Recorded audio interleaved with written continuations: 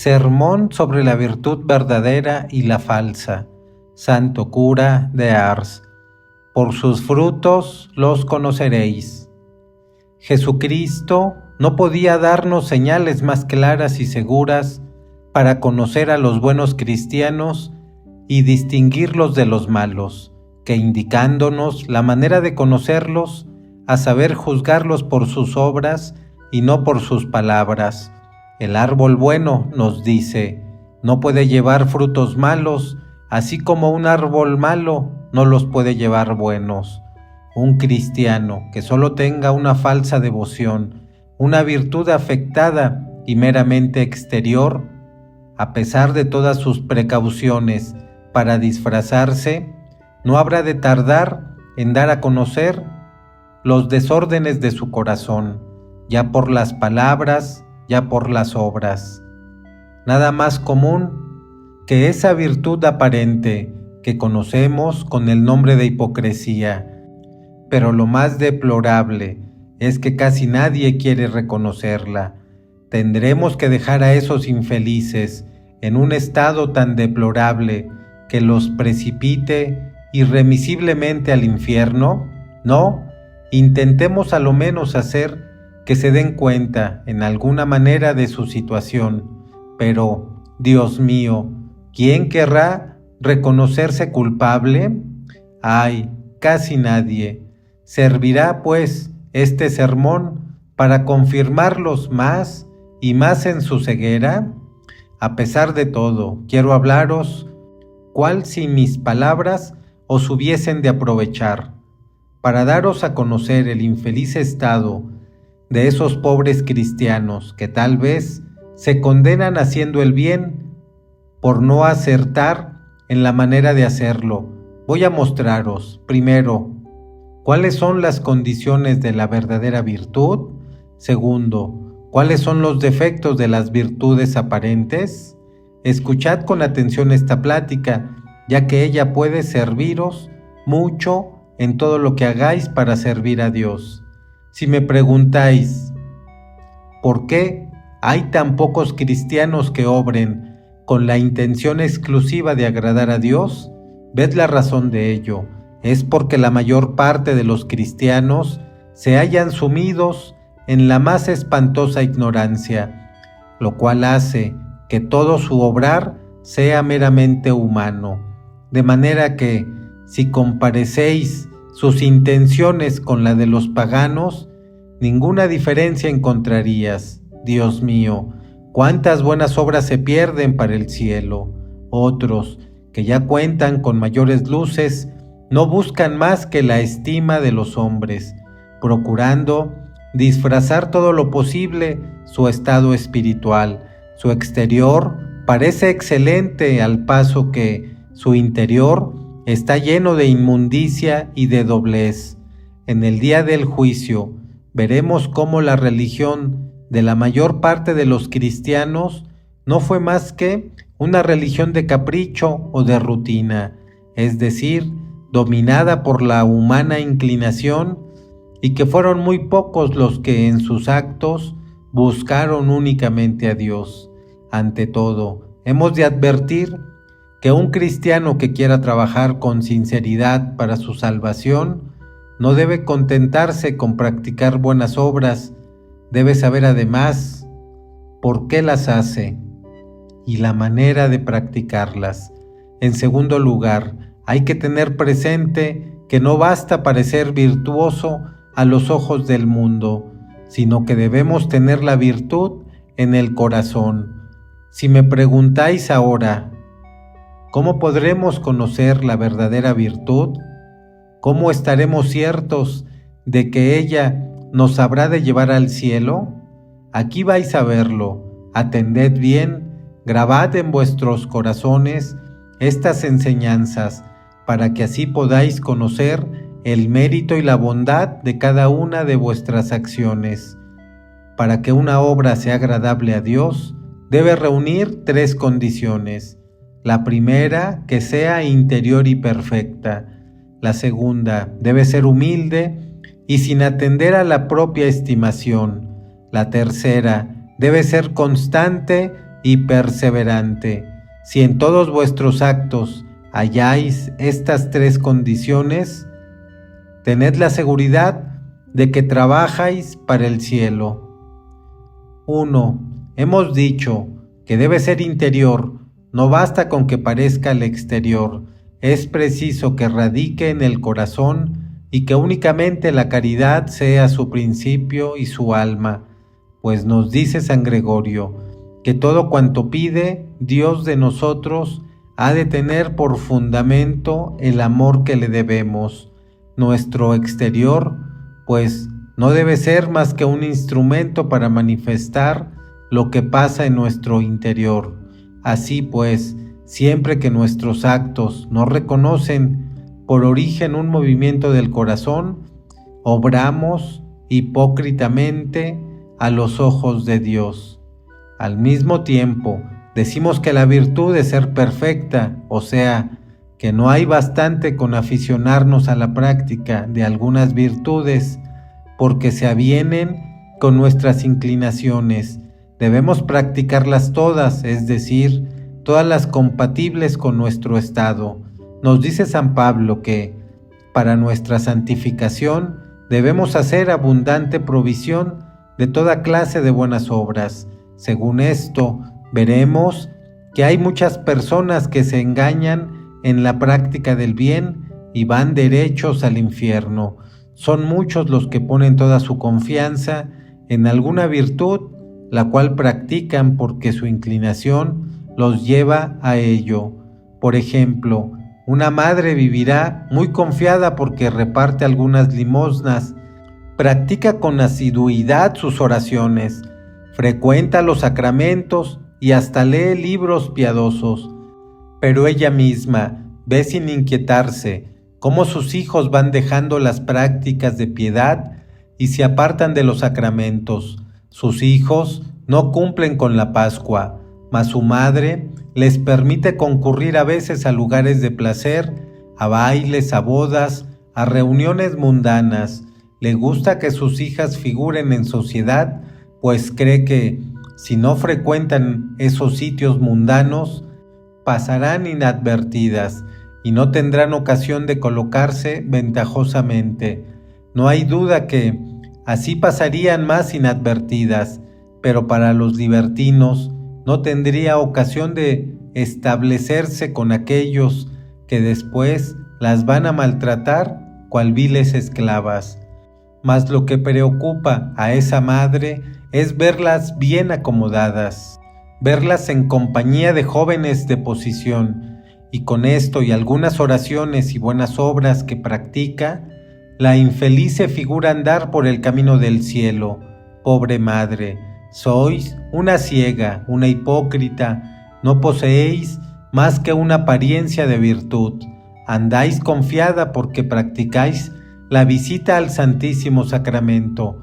No hay duda que es ello una obra buena, pero vuestra hija está en el baile, vuestra hija se deja ver en el café en compañía de gente libertina, de cuyas bocas salen con frecuencias las más inmundas torpezas. Vuestra hija por la noche está donde no debería estar. Vamos, madre ciega y reprobada, salir de aquí, dejad vuestras oraciones. ¿No veis que vuestra conducta se asemeja a la de los judíos, quienes doblan la rodilla ante Jesús solo para simular que le adoraban? Venís a adorar al buen Dios mientras vuestros hijos están a punto de crucificarle. Pobre ciega, no sabéis ni lo que decís ni lo que hacéis. Vuestra oración no es más que una injuria inferida a Dios nuestro Señor. Comenzad saliendo en busca de vuestra hija, que está perdiendo su alma. Después podréis venir aquí para implorar de Dios vuestra conversión. Un padre cree hacer bastante manteniendo el orden dentro de su casa. No quiere oír juramentos ni palabras torpes. Esto está muy bien, pero no tiene escrúpulo en dejar que sus hijos frecuenten las casas de juego, las ferias, fiestas y lugares de placer. Este mismo padre permite que sus obreros trabajen en domingo, bajo cualquier pretexto, tal vez solamente para no contrariar a sus colonos o jornaleros.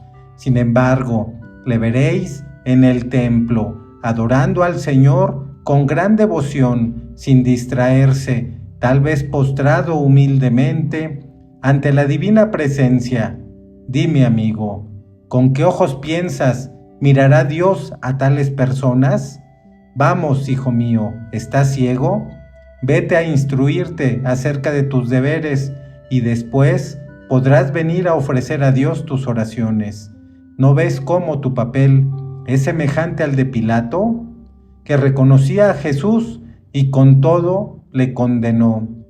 Veréis a ese otro muy caritativo, repartiendo muchas limosnas, conmovido por la miseria del prójimo. Muy buenas obras son esas, pero deja que sus hijos crezcan en la mayor ignorancia, tal vez sin saber lo más esencial para salvarte.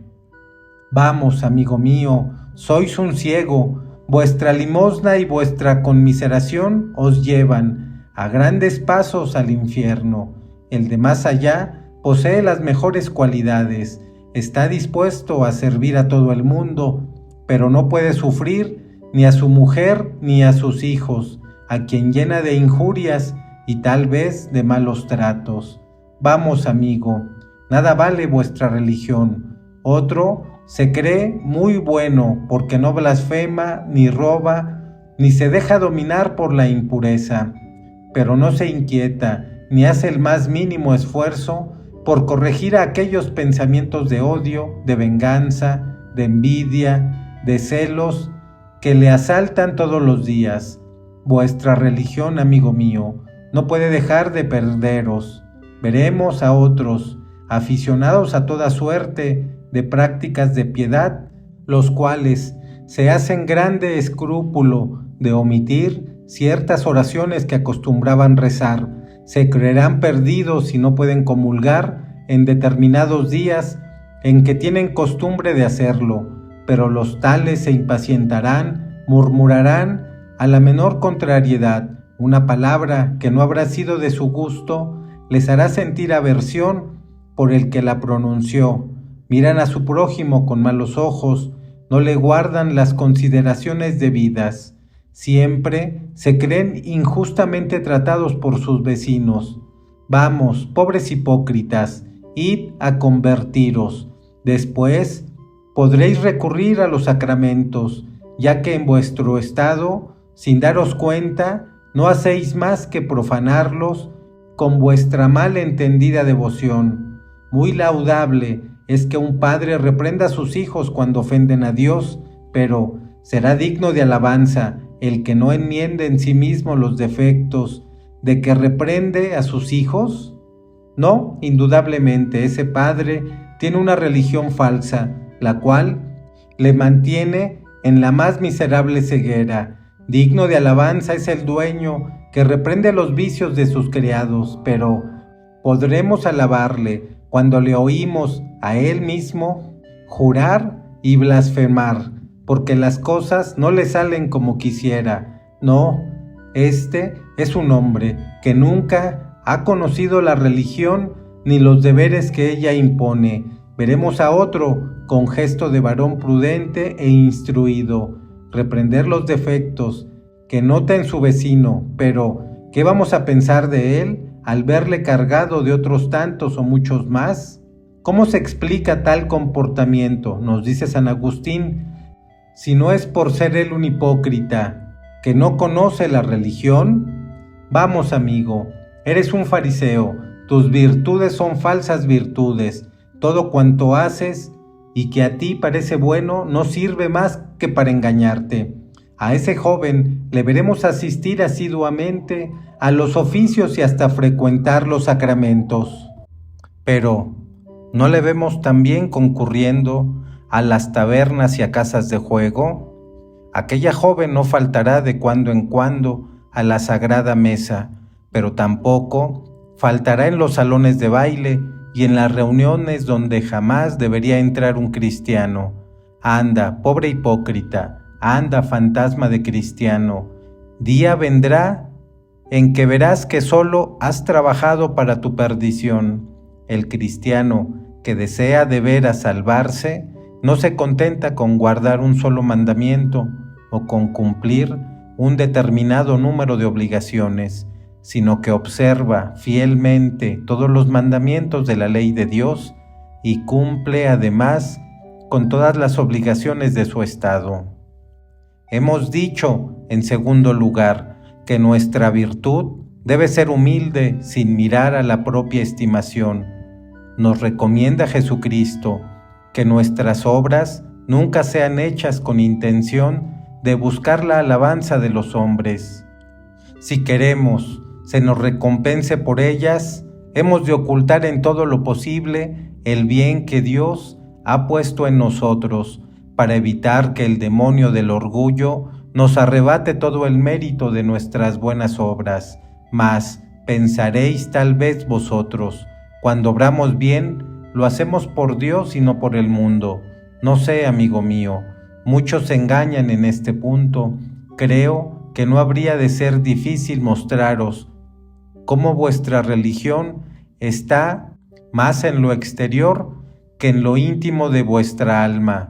O si no, decidme, ¿no es cierto que apenaría menos el que se hiciese público que ayunáis en los días señalados, que no si se divulgase que dejáis de observarlos? ¿No es cierto que os disgustaría menos que os viese repartir limosna, que no si os hallase sustrayendo algo de vuestro vecino? Prescindamos en este caso del escándalo, suponiendo que a veces oráis y a veces juráis. ¿No es verdad que más os gustará ser visto haciendo lo primero que lo segundo? ¿No es verdad que preferís que os vean ocupados en vuestras oraciones o dando buenos consejos a vuestros hijos, a que os oigan cuando los incitáis a vengarse de sus enemigos? Si no hay duda, diréis vos, todo esto no me apenaría tanto. ¿Y por qué esto? Sino porque practicamos falsamente la religión y somos unos hipócritas. Y no obstante, vemos que los santos hacían todo lo contrario. ¿Por qué esto? Sino porque conocían ellos su religión y no buscaban sino humillarse, a fin de tener propia la misericordia del Señor. ¿Cuántos cristianos solos son religiosos por inclinación, por capricho, por rutina y nada más? Esto es muy fuerte, me diréis. Si no hay duda, es esto bastante fuerte, pero es la pura verdad para haceros concebir el más grande horror de ese maldito pecado de la hipocresía. Voy a mostraros a dónde conduce dicho crimen por un ejemplo muy digno de ser grabado en vuestro corazón. Leemos en la historia que San Palemo y San Pacomio llevaban una vida muy santa. Una noche, mientras estaban en vela y tenían encendido fuego, les sorprendió un solitario que quiso pasar con ellos la noche. Le recibieron con diferencia y cuando comenzaban a orar juntos ante el buen Dios, dijo aquel a sus compañeros: si tenéis fe, atreveros a permanecer de pie sobre estos carbones encendidos, rezando lentamente la oración dominical. Aquellos santos varones, al oír la proposición de aquel solitario, pensando que solo un orgulloso o un hipócrita podía hablar así: hermano mío, le dijo San Palemo, rogad a Dios, sois víctima de una tentación, guardaos mucho de cometer una tal locura, ni de proponernos jamás semejante cosa. Vuestro Salvador nos ha dicho que no hemos de tentar a Dios, y es precisamente tentarle el pedir un milagro de esta suerte. El infeliz hipócrita, en vez de aprovecharse de aquel buen consejo, se ensorbeció aún más por la vanidad de sus pretendidas buenas obras. Avanzó osadamente y permaneció de pie sobre el fuego sin que nadie se lo mandase, solo por instigación del demonio, enemigo de los hombres.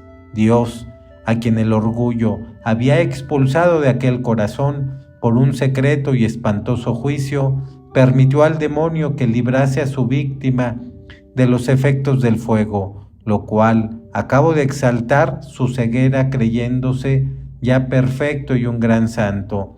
Al día siguiente, por la mañana, se despidió de las dos anacoretas, reprendiéndole su falta de fe.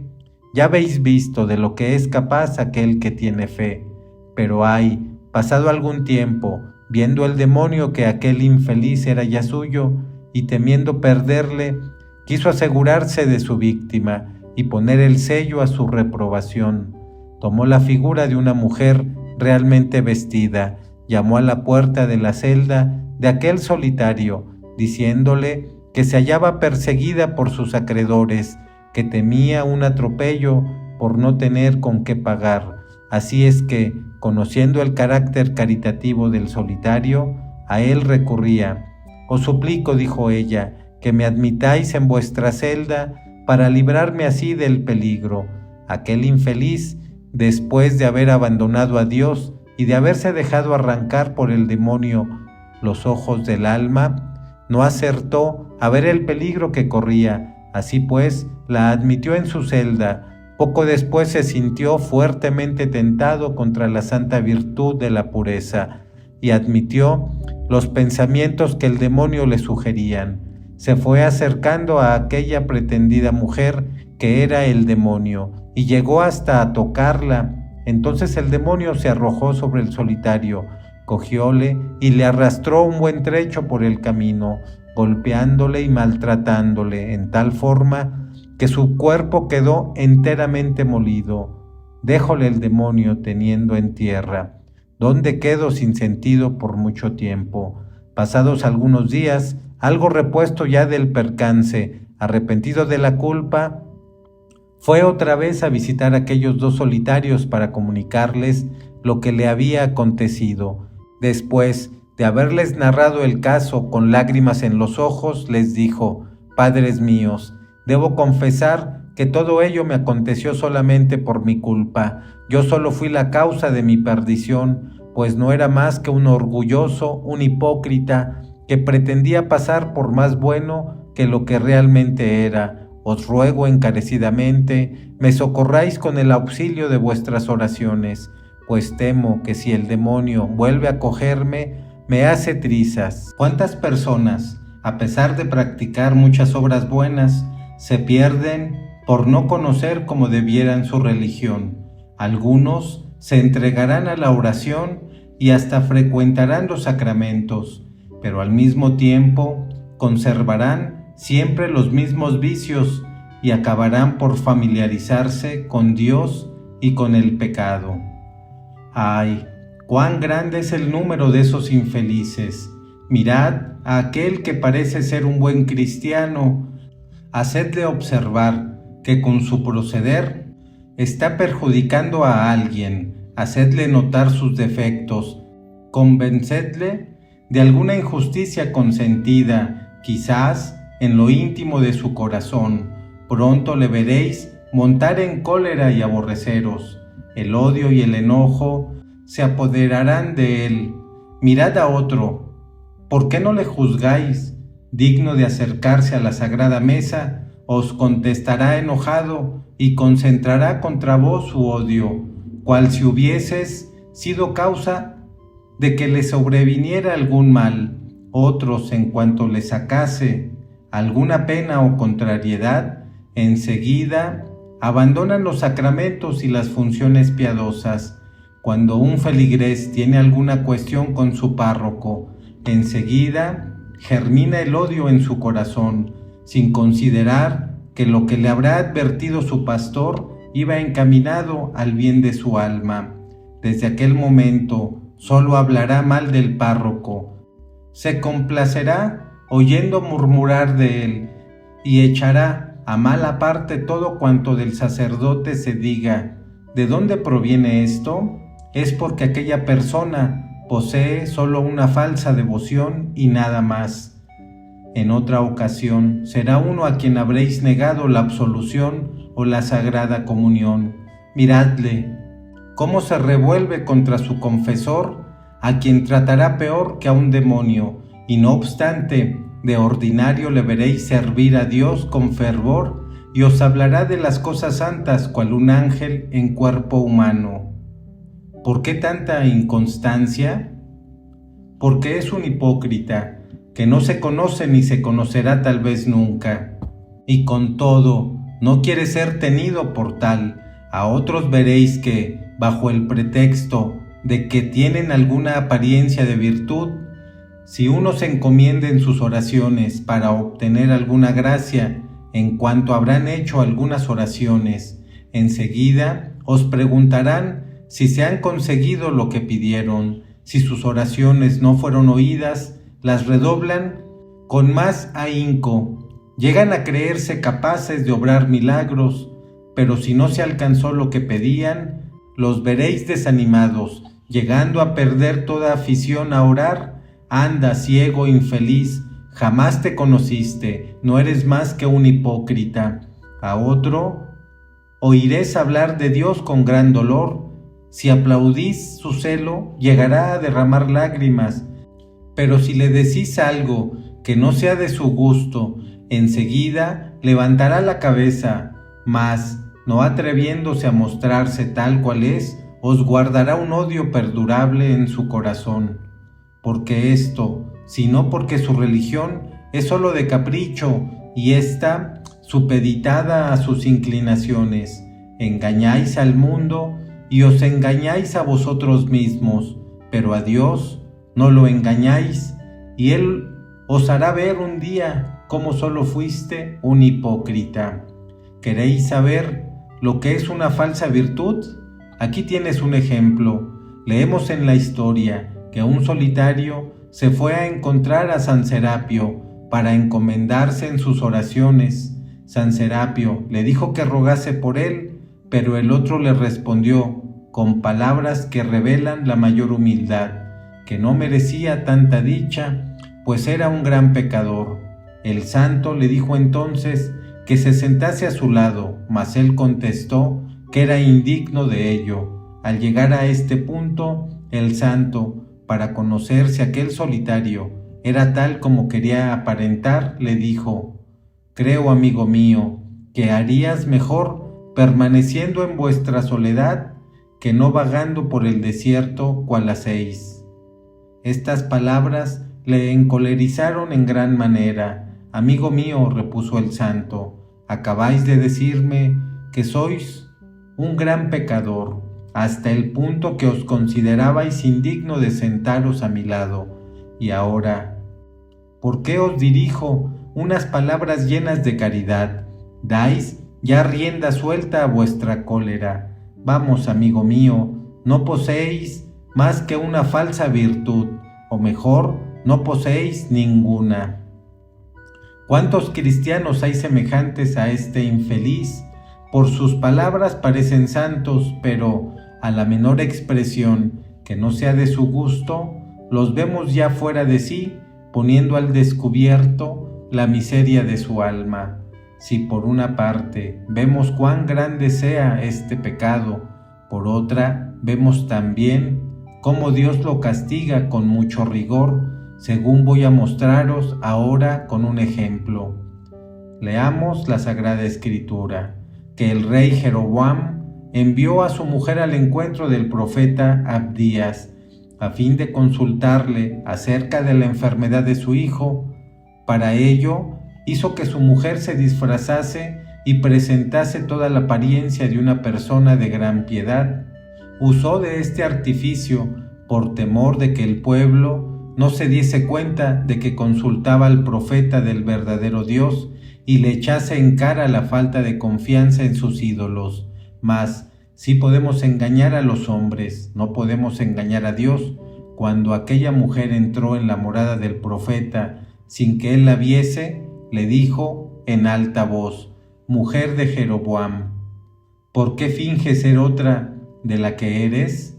Ven, hipócrita, voy a anunciarte una mala noticia de parte del Señor. Sí, una mala noticia, escúchala.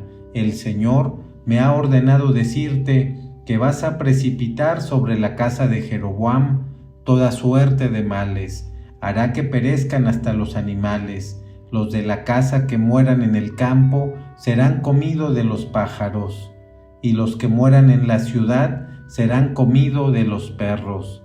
Anda, mujer de Jeroboam, anda a anunciar esto a tu marido, y en el mismo momento en que pondrás los pies en la ciudad, tu hijo morirá. Todo aconteció tal como había predicho el profeta del Señor. Ni uno solo escapó a la venganza divina. Ya veis la manera como el Señor castiga el pecado de hipocresía. Cuántas personas engañadas por el demonio sobre este punto no solamente pierden todo el mérito de sus buenas obras, sino que ellas vienen a convertirse en motivo de condenación. Sin embargo, debo advertiros que no es la magnitud de las acciones lo que les da magnitud de méritos, sino la pureza de intención con que las practicamos. El Evangelio nos presenta un claro ejemplo a este respecto. Refiere San Marcos, que habiendo entrado Jesús en el templo, se colocó frente al arca de las ofrendas, donde se echaban las limosnas. Observó allí la manera como el pueblo echaba el dinero, vio a muchos ricos que ofrecían grandes cantidades, pero vio también a una pobre viuda que se acercó humildemente al lugar aquel y metió solamente 2 piezas de moneda pequeña. Entonces Jesucristo llamó a sus apóstoles y les dijo: Aquí veis mucha gente que ha puesto considerables limosnas en el arca de las ofrendas, mas fijaos también que en esa pobre viuda que no ha echado más que 2 obolos. ¿Qué pensáis de tal diferencia? Juzgando según las apariencias, creeréis tal vez que los ricos tienen más mérito, pero yo os digo que esa viuda ha dado más que nadie, ya que los ricos dieron de lo que les sobraba, pero esa pobre mujer ha dado de lo que le es necesario. La mayor parte de los ricos en sus dádivas buscaron la estimación de los hombres para que se le considere mejor de lo que son, al paso que esa viuda ha dado solamente con la intención de agradar a Dios.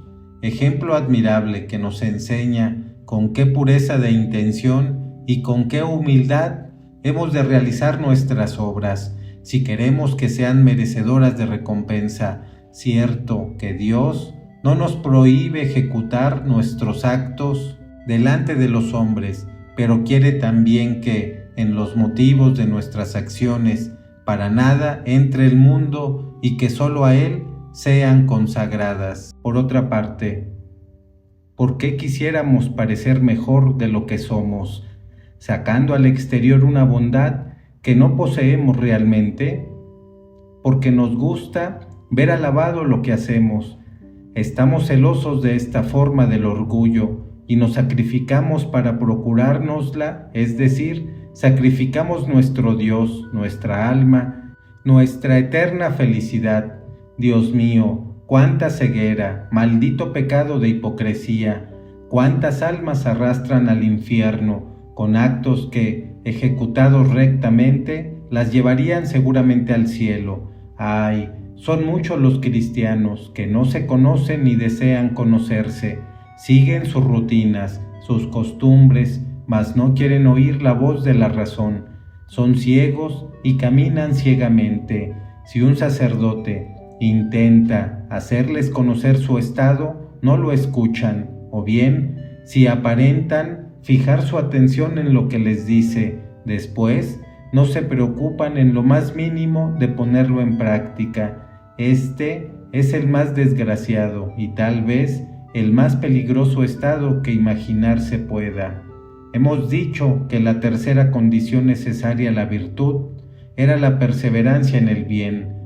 No hemos de concentrarnos con obrar bien durante un tiempo determinado, es decir, orar, mortificarnos, renunciar a la voluntad propia, sufrir los defectos de los que nos rodean, combatir las tentaciones del demonio, sostener los desprecios y calumnias, vigilar todos los movimientos de nuestro corazón. Debemos continuar todo esto hasta la muerte. Si queremos ser salvos, dice San Pablo, que hemos de ser firmes e inquebrantables en el servicio de Dios, trabajando todos los días de nuestra vida en la santificación de nuestra alma, con la convicción de que nuestro trabajo será tan solo premiado si perseveramos hasta el fin. Es preciso, nos dice, que ni la riqueza, ni la pobreza, ni la salud, ni la enfermedad sean capaces de hacernos abandonar la salvación del alma, separándonos de Dios. Pues hemos de tener por cierto que Dios solo coronará las virtudes que habrán preservado hasta la muerte. Esto es lo que vemos de una manera admirable en el Apocalipsis, en la persona de un obispo tan santo en apariencia que hasta Dios hace el elogio de sus actos. Conozco, le dice, todas las buenas obras que has practicado, todas las penas que has experimentado, la paciencia que has tenido. No ignoro que no puedes sufrir la maldad y que has soportado todos tus trabajos por la gloria de mi nombre. Sin embargo, debo reprenderte en una cosa, y es que has abandonado tu primer fervor. No eres lo que habías sido en otro tiempo. Acuérdate hasta qué punto has venido a menos y vuelve a tu primer fervor mediante una pronta penitencia. De lo contrario, te rechazaré y serás castigado. Decidme, ¿cuál deberá ser nuestro temor, viendo las amenazas que el mismo Dios dirige a aquel obispo por haberse relajado un poco? ¡Ay! ¿Qué es de nosotros aún después de nuestra conversión? En vez de progresar cada vez más, ¡qué flojedad, qué indiferencia! No, Dios no puede sufrir esa perpetua inconstancia en la que pasamos sucesivamente de la virtud al vicio y del vicio a la virtud. Decidme, ¿no es esta vuestra conducta? ¿No es esta vuestra manera de vivir? ¿Qué es vuestra vida miserable, sino una serie continuada de pecados y virtudes? ¿Acaso no os confesáis hoy de los pecados para recaer en ellos mañana y quizá el mismo día? ¿No es cierto que, después de haber prometido formalmente dejar a las personas que os indujeron al mal, volvisteis a su compañía en cuanto tuvisteis ocasión? ¿No es cierto que, después de haberos acusado de trabajar en domingo, volvéis a las andadas como si tal cosa? ¿No es verdad que prometisteis a Dios no volver al baile, a la taberna, al juego, y habéis recaído en todas esas culpas? ¿Por qué esto, sino porque practicáis una religión falsificada, una religión de rutina, una religión regulada por vuestras inclinaciones, mas no arraigada en el fondo de vuestro corazón? Anda, amigo mío, eres un inconstante. Anda, hermano mío, toda tu devoción está falsificada en todo cuanto practicas. Eres un hipócrita y nada más. El primer lugar de tu corazón no lo ocupa Dios, sino el mundo y el demonio. ¡Ay! ¿Cuántas personas parecen durante algún tiempo amar de veras a Dios, mas enseguida le abandonan? ¿Qué cosa halláis dura y penosa en el servicio de Dios que os haya podido decir a dejarlo para seguir el mundo? Si Dios os hace la merced de dejaros conocer vuestro estado, no podréis menos que llorar vuestro extravío, reconociendo el engaño de que fuiste víctima. La causa de no haber preservado fue porque el demonio sentía mucho haberos perdido, puso en juego toda su astucia y os ha reconquistado con la esperanza de guardaros para siempre. ¿Cuántos apóstatas que renunciaron a su religión, cristianos solo de nombre? Pero me diréis, ¿cómo vamos a conocer que nuestra religión está en el corazón? Es decir, que tenemos una religión que no se ve jamás desmentida. Ahora lo veréis. Atended bien y vais a conocer si la vuestra ha sido tal como Dios la quiere para que os conduzca al cielo. El que tiene una virtud verdadera no cambia ni se conmueve por nada, cual un peñasco en medio del mar, azotado por las olas embravecidas. Que se os desprecie, que se os calumnie, que se burlen de vosotros, que os traten de hipócritas, de falsos devotos, nada de esto os quita la paz del alma. Tanto amáis a los que os insultan como a los que os alaban. No dejéis por esto de hacerles bien y de protegerlos, aunque hablen mal de vosotros. Continuáis en vuestras oraciones, en vuestras confesiones, en vuestras comuniones. Continuáis asistiendo a la Santa Misa como si nada ocurriese. Y para que comprendáis mejor esto, escuchad un ejemplo. Se refiere que en una parroquia había un joven que era un modelo de virtud.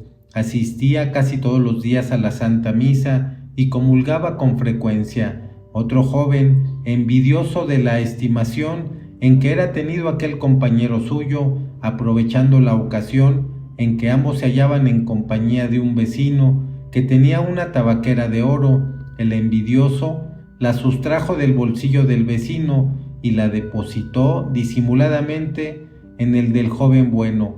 Hecho esto con gran naturalidad, pidió a aquel que le dejase ver su hermosa tabaquera. Buscóla él en sus bolsillos, pero inútilmente. Entonces prohibióse salir a nadie del recinto aquel sin ser previamente registrado. La tabaquera fue encontrada en el bolsillo de aquel joven que era un modelo de virtud. Al ver esto, la gente comenzó a tratarle de ladrón, haciendo hincapié en su religión y llamándole hipócrita y falso devoto. El joven, viendo que el cuerpo del delito había sido hallado en su bolsillo, comprendió que no tenía defensa y sufrió todo aquello como venido de la mano de Dios. Al pasar por las calles, al salir de la iglesia donde iba a oír misa o a comulgar, todos cuanto le veían le insultaban, llamándole hipócrita, falso devoto y ladrón. Esto duró mucho tiempo. A pesar de ello, continuó siempre sus ejercicios de devoción, sus confesiones, sus comuniones y todas sus prácticas, cual si la gente le mirara con el mayor respeto.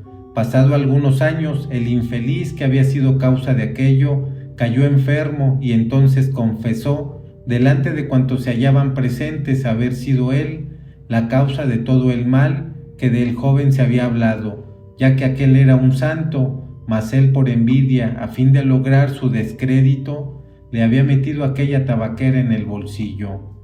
Pues bien, a esto se llama una religión verdadera. Esta es una religión que ha echado raíces en el alma. Decidme, ¿cuántos cristianos de los que pasan por devotos imitarían a aquel joven si se le sujetase a tales pruebas? ¡Ay! ¡Cuántas quejas, cuántos resentimientos, cuántos pensamientos de venganza!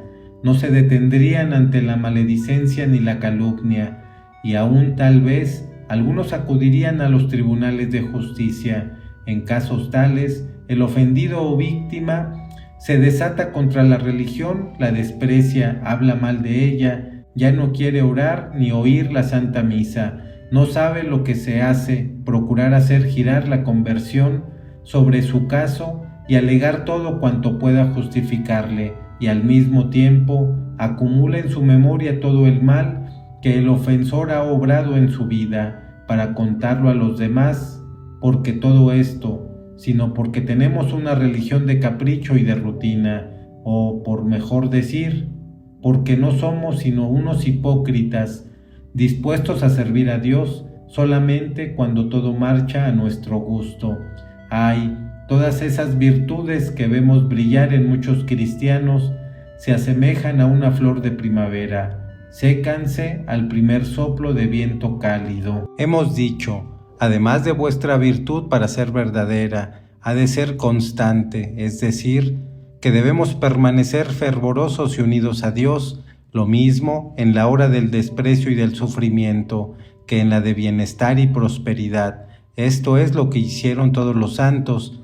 Mirad esa multitud de mártires, arrostrando todo cuanto la rabia de los tiranos pudo inventar, y no obstante, lejos de relajarse, se unían más y más a Dios.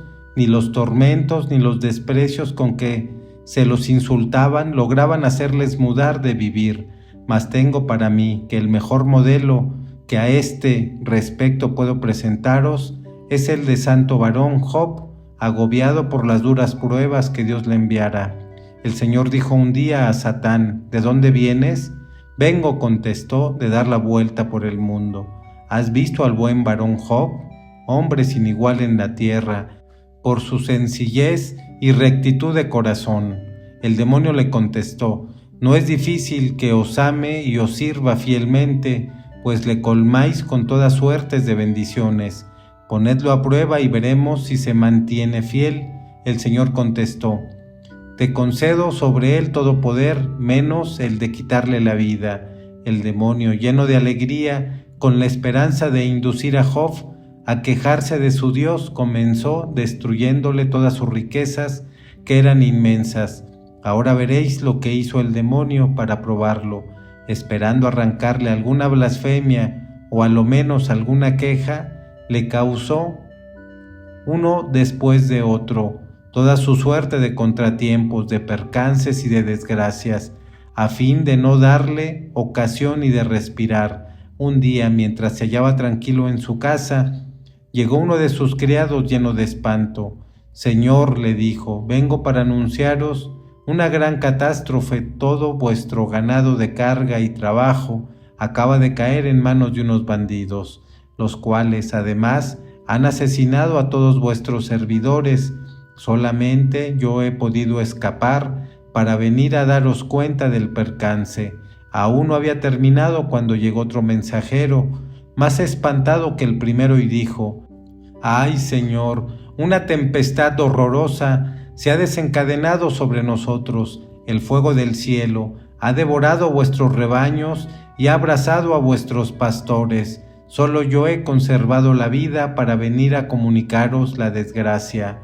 Aún estaba hablando cuando llegó un tercer mensajero, pues el demonio no quería dejarle tiempo para respirar ni volver sobre sí. Con gran sentimiento dijo: hemos sido atacados por unos ladrones que se llevaron vuestros camellos y a los siervos que los conducían. Solo yo, huyendo, he podido librarme del ataque para venir a daros cuenta del mismo. A estas palabras llegó un cuarto emisario, el cual con lágrimas en los ojos dijo: Señor, ya no tenéis hijos. Mientras estaban comiendo juntos, un tremendo huracán ha derrumbado la casa y los ha aplastado a todos entre los escombros. Así como los criados, solo yo me he salvado por milagro. Cuando le estaba narrando tal cúmulo de males según el mundo, no hay duda de que Job hubo de sentirse movido a compasión por la muerte de sus hijos. Al instante quedó abandonado de todo, cada cual huyó por su lado y quedó él solo con el demonio, quien abrigaba aún la esperanza de que tantos males le llevarían a la desesperación o a lo menos a quejarse con alguna impaciencia, pues por sólida que sea la virtud, no nos hace insensibles a los males que experimentamos. Los santos no tienen ciertamente un corazón de mármol. Aquel santo varón recibe en nombre los golpes más sensibles para un poderoso del mundo, para un rico y para un padre de familia. En un solo día, de príncipe y por consiguiente del más fiel de los hombres, quedó convertido en un miserable, lleno de toda clase de infortunios, privado de lo que más amaba en esta vida, prorrumpiendo en llanto, se postra la faz en tierra. ¿Pero qué hace? ¿Se queja? ¿Murmura? No, la Sagrada Escritura nos dice que adora y respeta la mano que le golpea. Ofrece al Señor el sacrificio de su familia y de sus riquezas, y lo ofrece con la más generosa, perfecta y entera resignación, diciendo: el Señor, autor de todos mis bienes, es también su dueño. Todo ha acontecido porque esta era su santa voluntad. Sea bendito su santo nombre en todo momento. ¿Qué opináis de este ejemplo?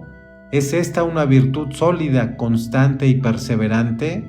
Podremos creernos virtuosos cuando a la primera prueba que el Señor nos envía, nos quejamos y con frecuencia llegamos a abandonar su santo servicio. Pero aún no había terminado las penas del santo varón. Viendo el demonio que nada había logrado, atacó a su misma persona. Su cuerpo quedó cubierto de llagas, su carne se deshacía en jirones.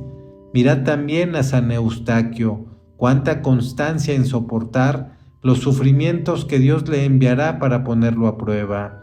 ¡Ay, cuán escasos son los cristianos que en tales trances no cayesen en la tierra, en la murmuración y aún quizá en la desesperación, que no maldijera su suerte o hasta tal vez llegaran a manifestar su odio a Dios diciendo: ¿qué es lo que hicimos para que se nos trate de esta manera? ¡Ay, cuánta virtud fingida, puramente exterior y desmentida a la menor prueba! De aquí hemos de concluir que nuestra virtud, para que sea sólida y agradable a Dios, ha de radicar en el corazón, ha de buscar solo a Dios y ocultar cuanto sea posible sus actos al mundo. Hemos de andar con cuidado en no desfallecer en el servicio de Dios. Antes, lo contrario, debemos marchar siempre delante, ya que por este medio los santos aseguraron su eterna bienaventuranza. Esta es la gracia que os deseo. San Juan María Vianney, cura de Ars.